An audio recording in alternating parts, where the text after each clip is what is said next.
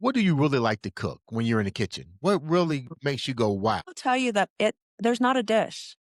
I have an interior design degree. I was very precocious as a kid. I have been into all sorts of things. I was a big tomboy, so there is like I have experimented, played with, taken things apart. So mentally, I have a mind that just goes crazy.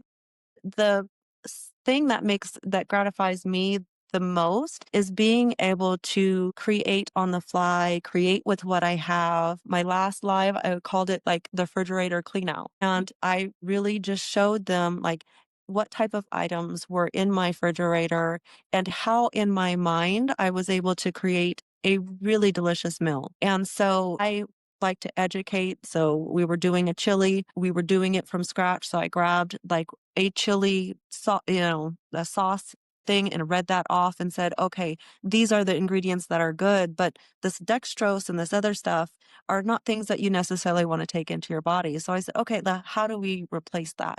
Mhm. So there's a bit of education in there. There's trying to get people to feel like they're more equipped with the science, right? The health benefits, the allowing people to understand that you can get outside of the recipe and Mm. really create memories in the kitchen versus just a meal that's not satisfying because you're like, these are the steps that I took to take it. So for me, I think the end game is really creating a passion for food, showing people that you can really create memories, that it's supposed to be a sensory experience, that you first you eat with your nose first, then your eyes, right?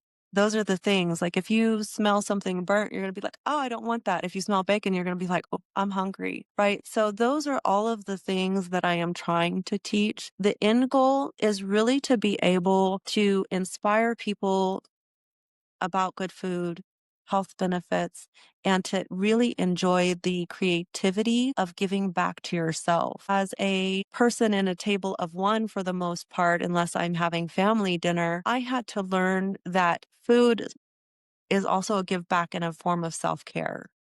I used to only cook because family needed food, but now I'm the table for one.